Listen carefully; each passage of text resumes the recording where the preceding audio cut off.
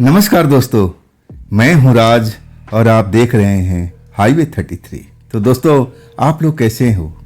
उम्मीद करता हूं कि आप सब राजी खुशी से होंगे। तो चलिए देर नहीं करते हैं, कहानी की शुरुआत करते हैं। आज की कहानी जो हमें भेजे हैं एक सिक्योरिटी गार्ड जिनका नाम योगिंदर, उत्तर प्रदेश के रहने वाले। ये जो कहानी उनके साथ में बनी थी, घटना बनी थी, साल था 2009 का। तो हुआ क्या था जोगिंदर जी के साथ में, आइए उन्हीं के पॉइंट ऑफ व्यू से इस कहानी को आगे बढ़ाते हैं। दोस्तों, मेरा नाम जोगिंदर है, मैं उत्तर प्रदेश का रहने वाला। ये जो घटना मेरे साथ में घटा था ना, मैं तो विश्वास ही नहीं कर पाया था कि आज के टाइम में, इस साइंस के युग में ऐसा भी होता है। मैं भूत प्रेत पर कभी यकीन नहीं करता था, लेकिन जब मैंने देखा, माना, मेरे साथ वो घटना घटी, तब मुझे यकीन हो चला था कि वास्तव में इस संसार में भूत प्रेत का अस्तित्व है। नहीं तो मैं इनको नकारता था। मैं तो समझता था कि ये किस्से कहानियों का सिर्फ पात्र हैं, सिर्फ लोगों का मनोरंजन देना काम है और कोई काम नहीं है। किस्से कहानियां में ये सब नजर आते हैं, वास्तव में ये होते तक नहीं है। लेकिन जब वही घटना मेरे साथ में जब घटी, तब मुझे ज्ञान। वो साल था 2009 का। मैं गांव में रहता था।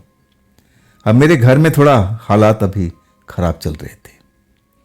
मेरे जो पापा थे, मेरे चाचा थे, 2 भाई, सब मिला के 3 भाई थे, सब अलग अलग हो गए थे। बिखर सा गया था मेरा परिवार।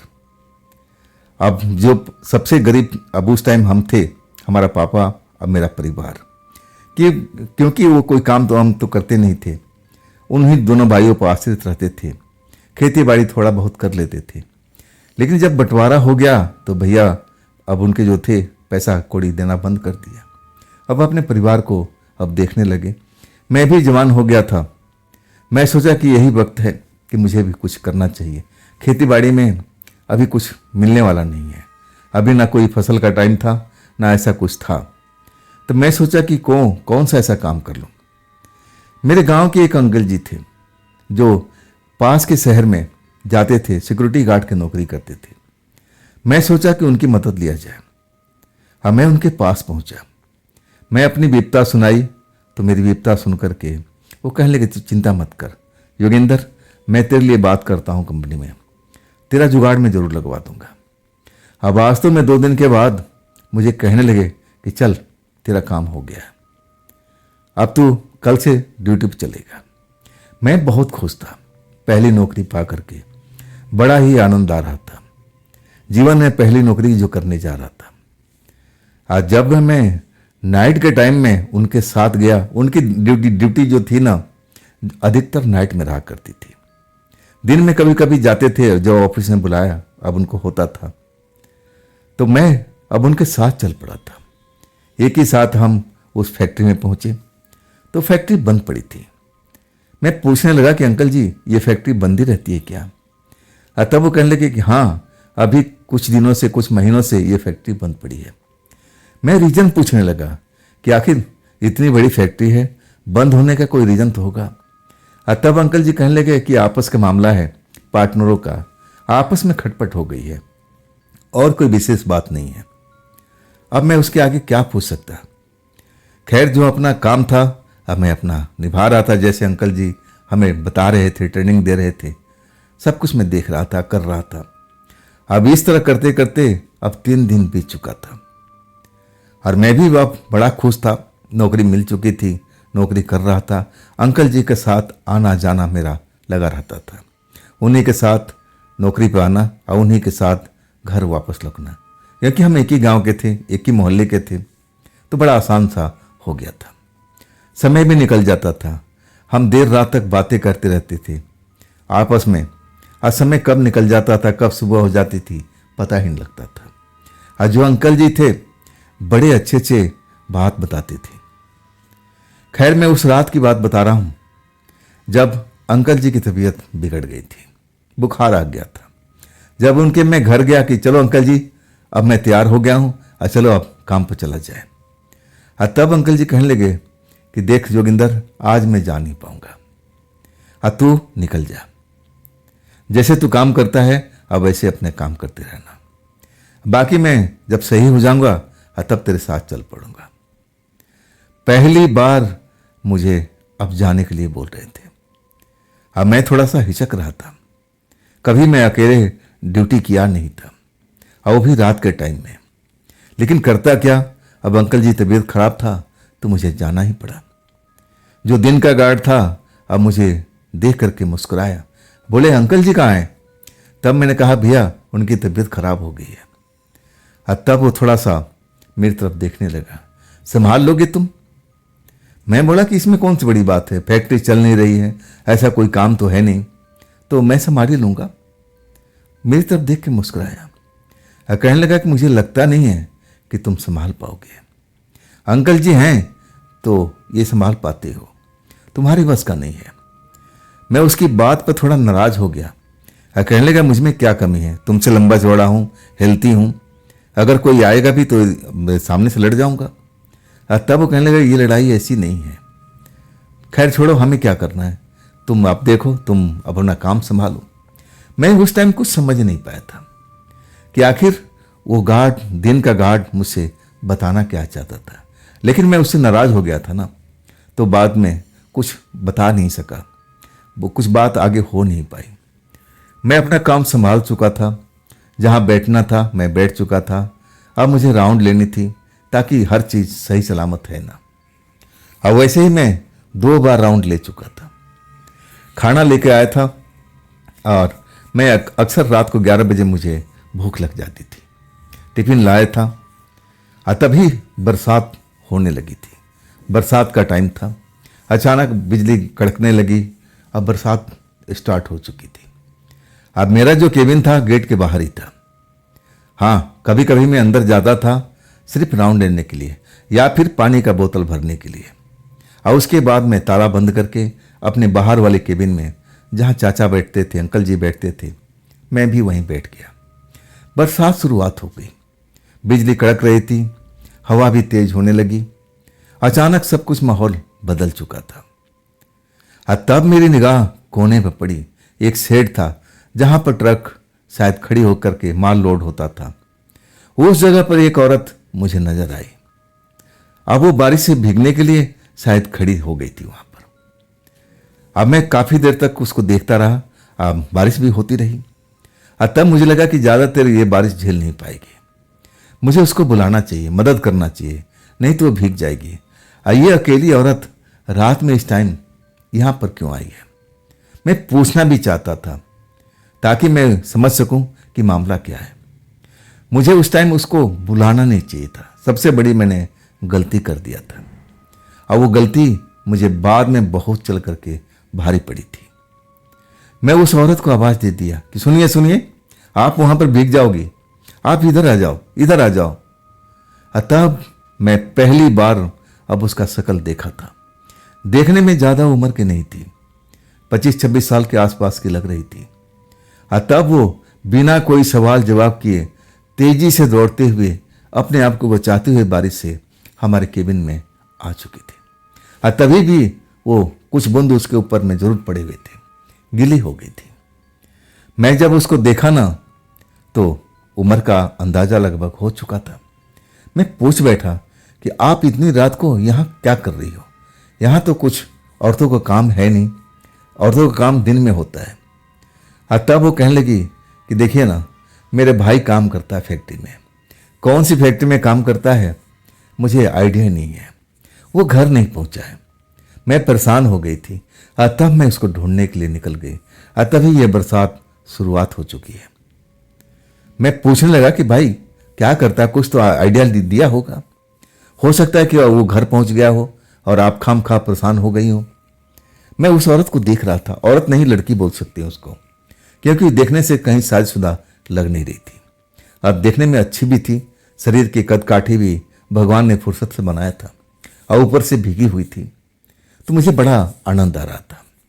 मैं भी जवान हो चुका था। उस औरत में, उस लड़की में मुझे जो कहते हैं ना आकर्षण अब होने लगा था, और वो भी मेरी तरफ देखती थी।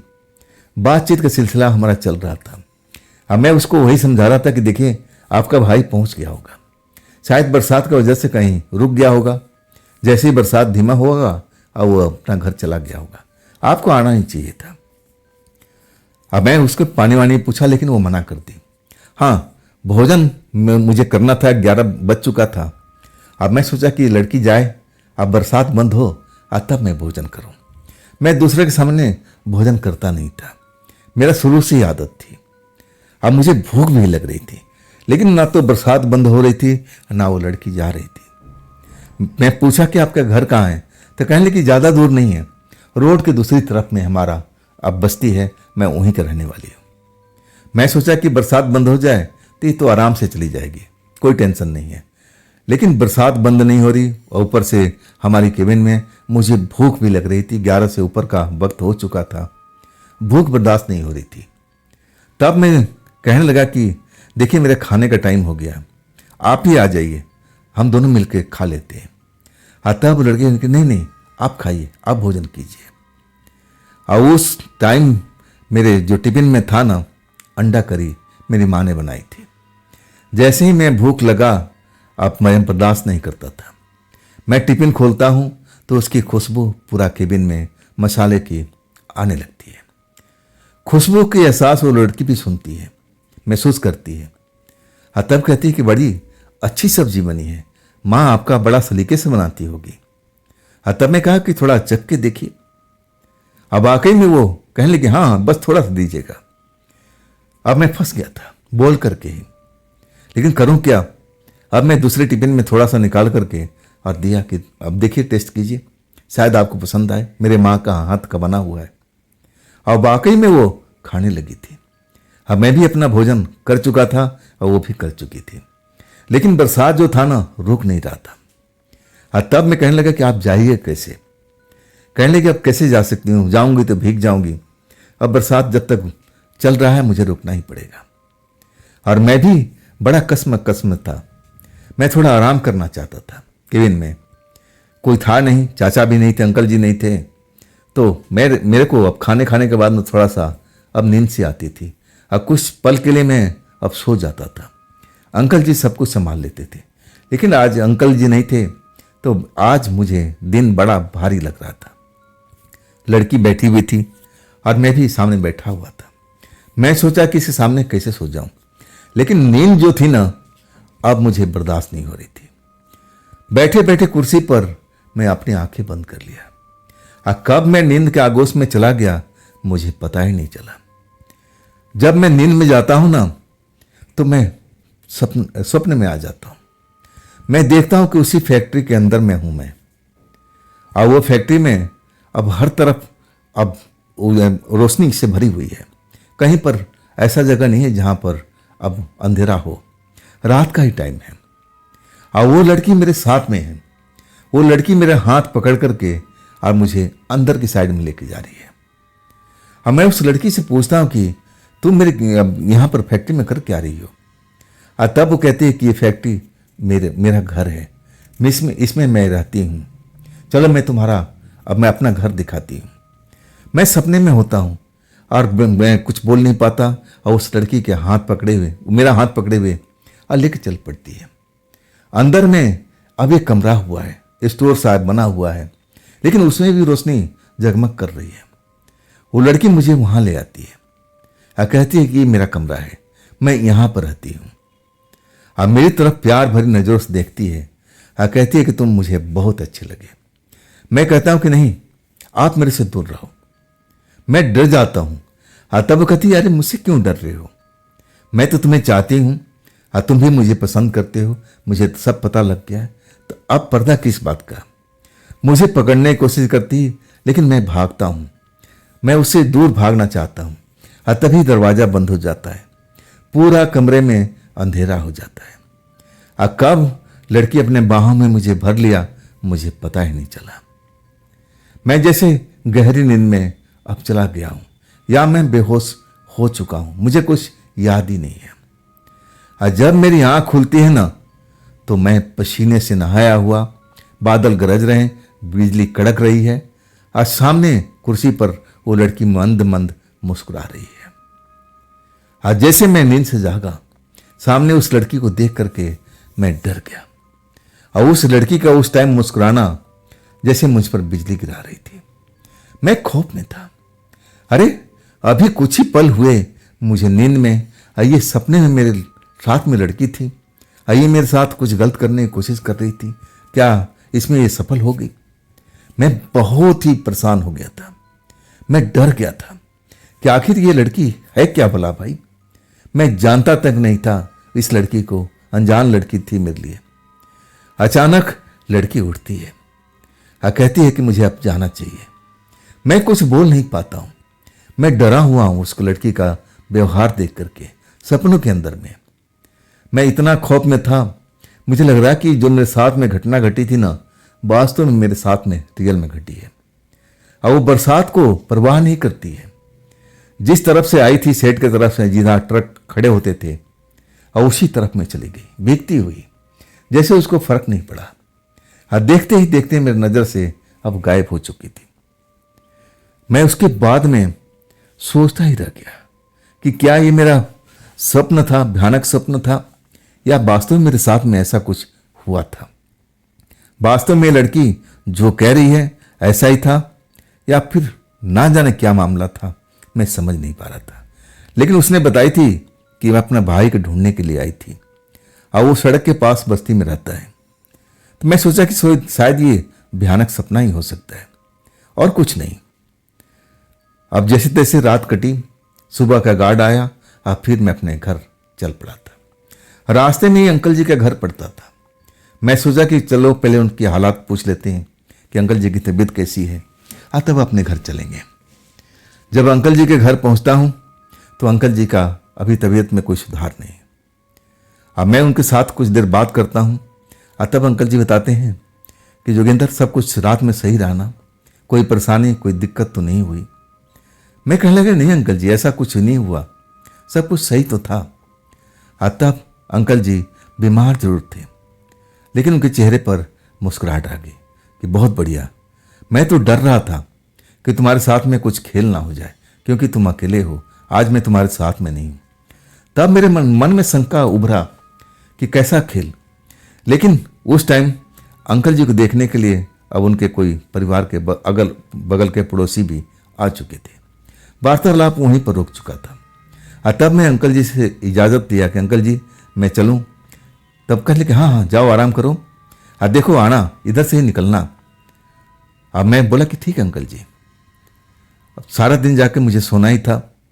अब फिर रात के टाइम, उसी टाइम में अपना ड्यूटी के लिए निकल पड़ा। रास्ते में अंकल जी का घर था, तो मैं अंकल जी घर के पास पहुंचा। दरवाज़ा खटखटाया तो अंकल जी के परिवार के लोगों ने खोला। मैं पूछा अंकल जी सही हैं? तब कहने लगे नहीं, बुखार तो उतर गया है, लेकिन कमजोरी महसूस कर रहे हैं। मैं बोला फिर तो उनको आराम करने दीजिए, सोने दीजिए, मैं काम पर जा रहा हूँ। और वही हुआ, मैं अपने काम पर आ गया। जब दिन वाला गार्ड मुझे चाबी दिया कि अब संभालो, अब तुम्हारे हवाले है। अब अंकल जी की तबीयत कैसी है? मैं कहने लगा बुखार तो उतर गया, लेकिन कमजोरी अभी है उनके ऊपर, लगता है एक आध दिन और टाइम लगेगा। तब वो मेरी तरफ गहरी नज़र से देखने लगा। रात में, कल रात सब ठीक ठाक गुजरा? मैंने बोला हाँ, सब कुछ तो सही गुजरा, कुछ विशेष बात तो नहीं हुई। मैं कहने लगी नहीं भाई, कुछ नहीं हुआ, तुम तो ऐसी सवालियाँ अब करते रहते हो। कल रात भी कुछ बता रहे थे, तुम बताते बताते अब चुप हो गए। अब फिर कहने लगे छोड़ो ना। अब फिर वो निकल गया। मैं उसे कुछ ज़्यादा पूछ ही नहीं पाया, अब पूछना भी नहीं चाहता था। वो नकचढ़ा सा लगता था, अपनी बात करके वो रुक जाता था, गुस्सा भी हो जाता था। खैर मैं उससे कुछ सवाल नहीं किया। अब सब कुछ मैं कल रात देख ही चुका था, और आज बरसात भी नहीं थी, मौसम खिला खिला सा नजर आ रहा था। तो चलो ठीक है, काम संभाल लिया। फैक्ट्री में जाकर के राउंड राउंड लगाने लगा। अचानक वही स्टोर मुझे दिखाई पड़ता है जो मैं सपने में देखा था। कभी मैं स्टोर के अंदर गया नहीं था कि अंदर में क्या है, कैसा है, मुझे कुछ मालूम नहीं।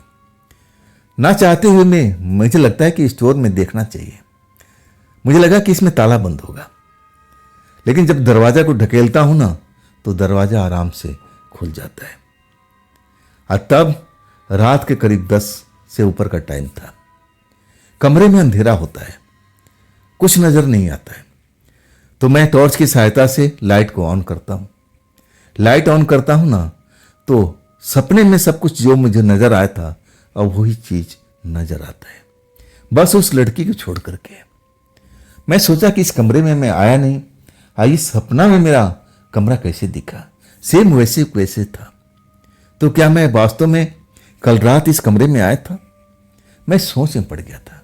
अब मैं सोचने लगा, छोड़ो, ये मन की भ्रम है और कुछ नहीं है। मुझे अब बाहर चलना चाहिए, उसी जगह पर बैठना चाहिए, मुझे अपनी नौकरी करना चाहिए। अब मैं ज़्यादा दिमाग नहीं खपाया। अब फिर मैं अपना केबिन में आ चुका था। 11 बजा, भूख लगने वाली थी। अब मैं भूख बर्दाश्त अब नहीं कर पाता था। जैसे ही टिफिन खोलता हूं और एक आवाज़ सुनाई पड़ती है। जब आवाज़ की तरफ देखता हूं तो मैं दंग रह जाता हूं। कल वाली लड़की मेरे केबिन के गेट पर खड़ी है और खाने की तरफ ललचाई दृष्टि से। जब उसको देखता हूं ना तो मैं एकदम चौंक जाता हूं। अरे तुम यहां पर? आज क्या तुम्हारा भाई घर नहीं पहुंचा? तब कुछ भी नहीं बोल रही थी, खाने की तरफ ललचाई दृष्टि से देख रही थी।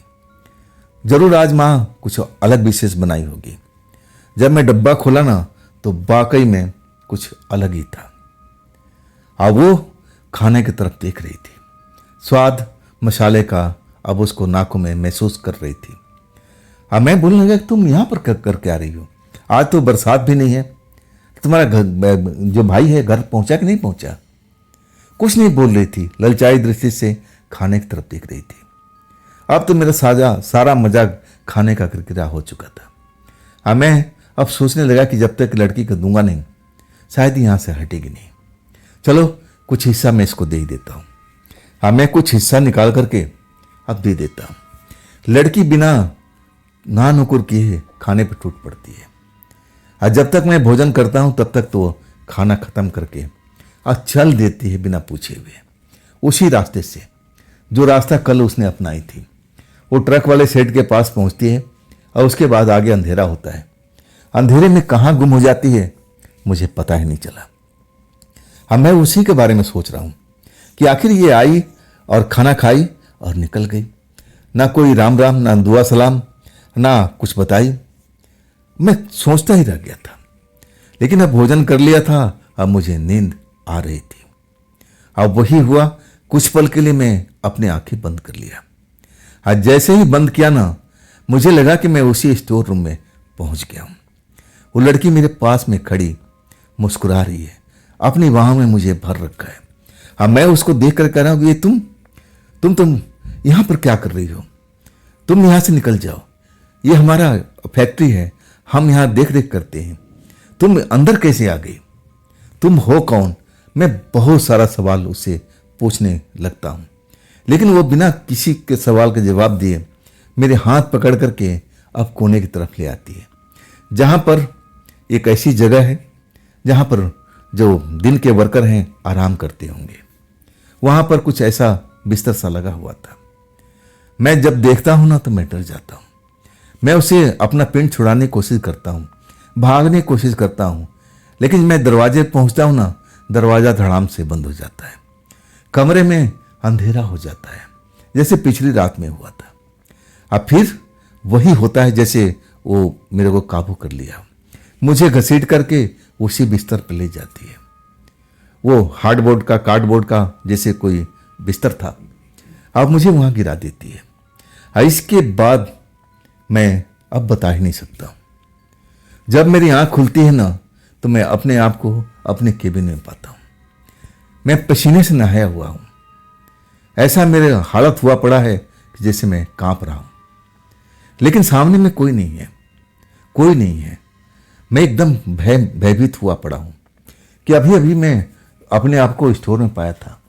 वही लड़की जो कुछ देर पहले भोजन करके गई है। ये क्या हो रहा है मेरे साथ में?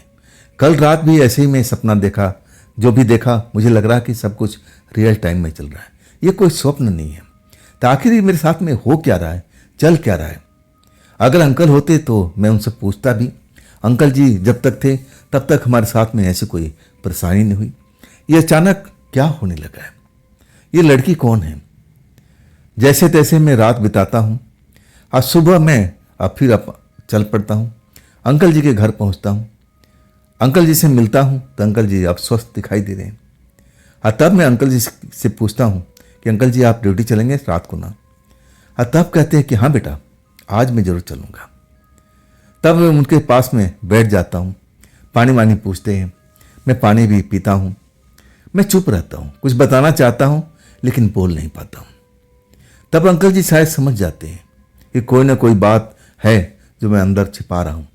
तब कहते हैं कि जोगिंदर, तू शायद कुछ बोलना चाहता है, बताना, कोई विशेष बात हुई क्या तेरे साथ में। मैं कहने लगा नहीं नहीं अंकल जी, ऐसी कोई विशेष बात नहीं हुई। लेकिन वो पुराने इंसान थे, पुराने जमाने के थे। और वो कहने लगे कि जरूर कोई ना कोई बात तो है बेटा, तू मेरे से छिपा मत, बता तू जो भी तेरे दिल में चल रहा है। अब हर एक बात को मेरे साथ रख, तब मैं कुछ ना कुछ तेरे लिए करूँगा। जैसे उनके मन में अब शंका हो चुकी थी, जैसे वो जानते थे कि उस जगह पर ऐसा ही कुछ होता रहता है। मैं कहूँ ना कि मैं बताना नहीं चाहता था, मैं शर्मा रहा था। लेकिन जब बार बार अंकल जी कहने लगे ना, तब मैं थोड़ा हौसला अपना अब बढ़ाया था। अब फिर मैं अपनी निगाहें झुका करके अंकल जी शर्माते हुए एक एक बात बताने लगा। जैसे ही मैं पूरा बात खत्म करता हूँ, अंकल जी चुप हो जाते हैं। अब फिर लंबी सांस लेते हैं। कहते हैं कि यही मैं सोच रहा था, वो जरूर लड़की तेरे साथ में ऐसा कुछ तो नहीं कर रही है।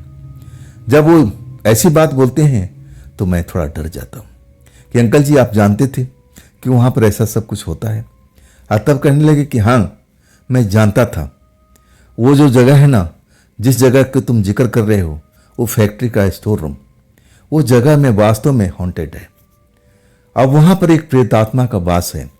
बहुत कोशिश किया गया उसको निकालने के लिए। हाँ, कुछ टाइम के लिए जब तंत्र मंत्र का पूजा होता है तो चली जाती है, गायब हो जाती है उस जगह से। लेकिन कुछ ही महीने के बाद दोबारा लौट आती है। अब तो वहाँ पर कोई तंत्र मंत्र का पूजा भी नहीं हो रहा है। कुछ महीनों से फैक्ट्री बंद पड़ी है, तो कौन केयर करता है। अब वो अपना घर उसी में बना रखी है। अब देखो, अब तुम बच गए, मुझे उसी बात का फिक्र है। नहीं तो मैं जो सुना हूं उसके बारे में ना, कि जिसको वो अपने बस में कर लेती है ना, उसको जिंदा नहीं छोड़ती है। वो खून की प्यासी है और उसको खून बहुत ही पसंद है। जब मैं ये सुनता हूं अंकल जी से ना, तो मैं सहम जाता हूं। मैं कहता हूं अंकल जी से कि अंकल जी आप सभी जानते थे और आपने कुछ बताया नहीं। तब अंकल जी कहने लगे, बेटा मैं तो ये समझता था कि वो अब उस कमरे में होगी नहीं। जब वो पूजा पाठ हुआ होगा तब तांत्रिकों ने उसको भगा दिया होगा, अब फिर वो लौटी नहीं होगी। अब अंकल जी खामोश थे, लेकिन मैं पसीने में नहाया हुआ था। अब मैं कहने लगा कि अंकल जी क्या ये खेल मेरे साथ में चलता रहेगा। और तब अंकल जी कहने लगे, तो चिंता मत कर, इसका भी प्रबंध मैं करूँगा। अब मैं जल्दी इस चीज़ों से तुझे मुक्त कराऊंगा। आज मैं चल रहा हूँ ना, आज मैं सब कुछ संभाल लूँगा। मेरी जो हिम्मत है ना टूट चुकी थी। मैं तो अब जाने का सोच भी नहीं रहा था। तब अंकल जी कहने लगे, अरे डर मत, जितना डरेगा ना आज समझ ले तो कष्ट में जाएगा। तू मान ले कि तू नौकरी छोड़ देता है तो क्या तू निश्चित हो पाएगा, वो तेरे घर तक पहुंच जाएगी। ऐसी ही है वो, आसानी से पीछा नहीं छोड़ेगी। मेरी बात मान, मेरे साथ ड्यूटी चल।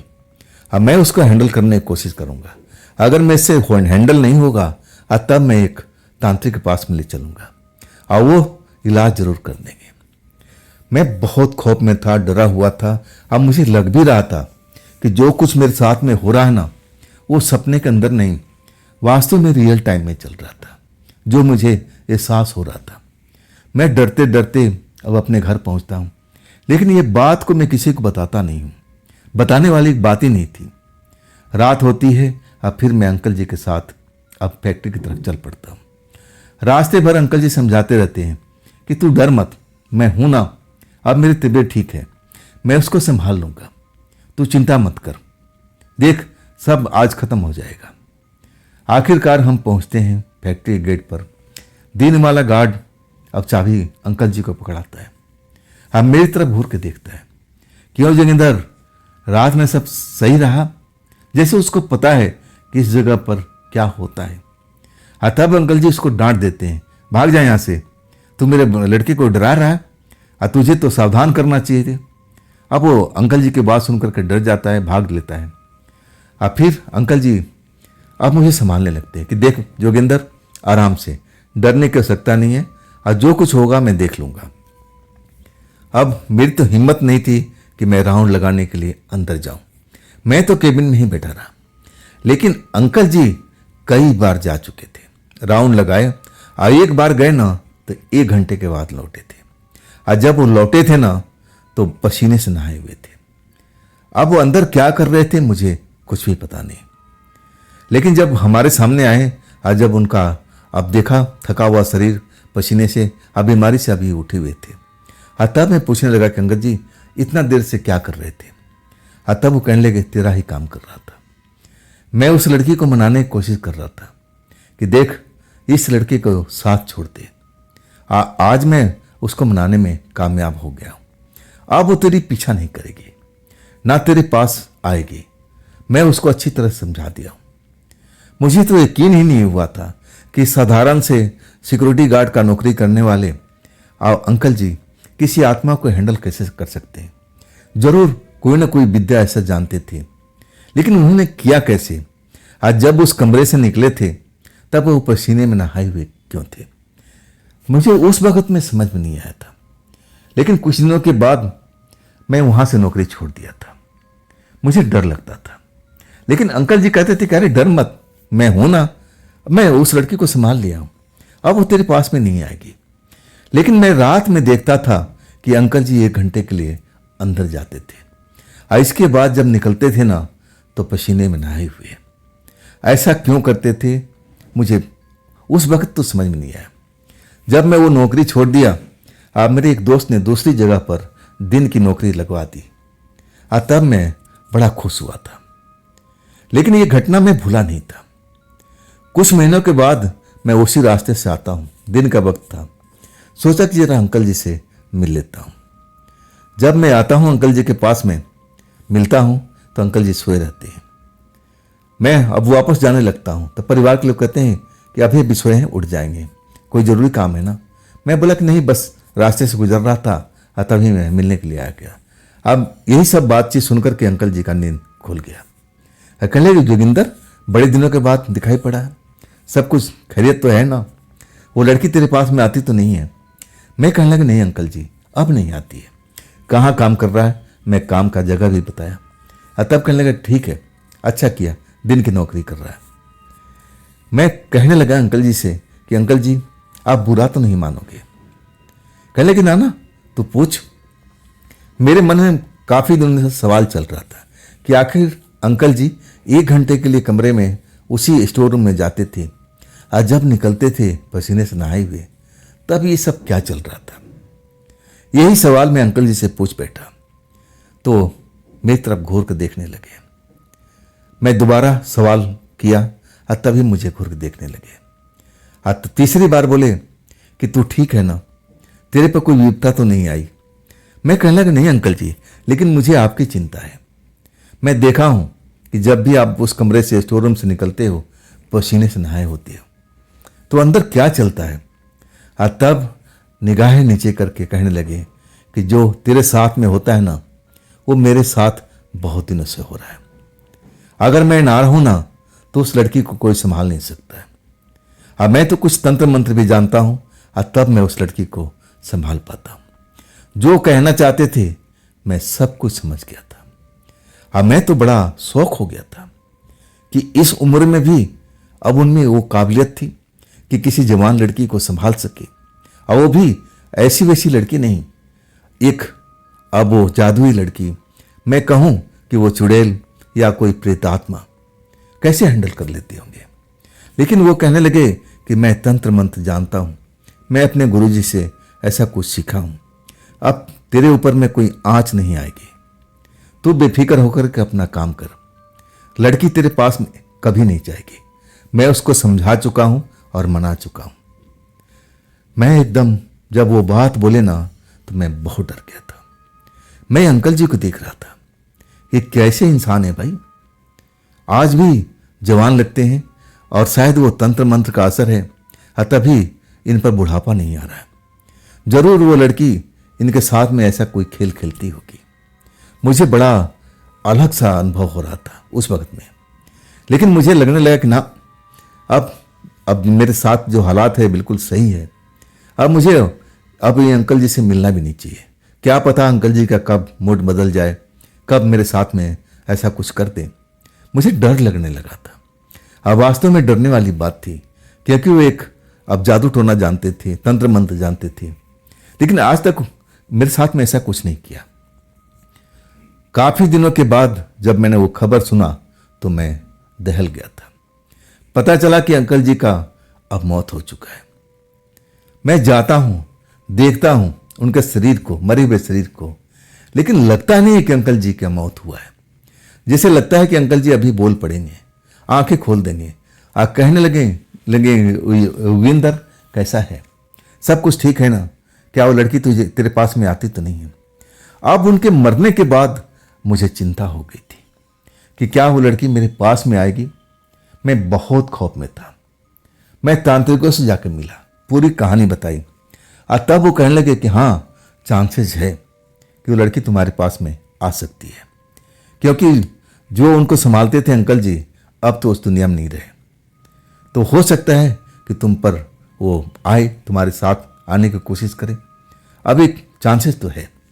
मैं पूछने लगा कि अब उससे बचने के लिए क्या उपाय है। तब तांत्रिकों ने बताया कि झाड़ फूक करना पड़ेगा, अब एक यंत्र बना के देना पड़ेगा और तब जा कर के अब तुम उसको अब पीछा छुड़ा सकती हो। मैं कहने लगा जो कुछ करना है आप लोग कीजिए, बस मुझे उस लड़की से दूर रहना है।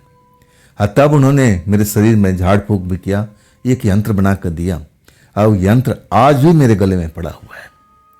हाँ, शायद उस यंत्र का चमत्कार था कि वो लड़की मुझे छू नहीं पाई, नहीं तो मुझे पक्का यकीन था कि अब तो वो लड़की अंकल जी को तो छोड़ चुकी है, अंकल जी का स्वर्गवास हो चुका है, तो अब वो मेरे पर आ जाएगी, मेरे साथ वो ऐसा करने की कोशिश करेगी।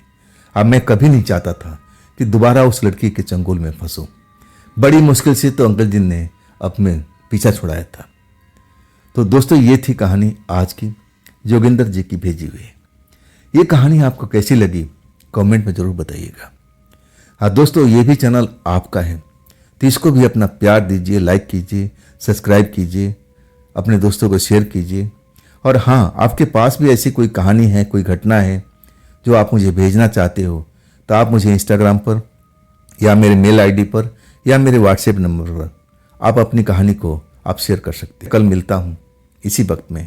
आप लोग अपना ख्याल रखिएगा। नमस्कार।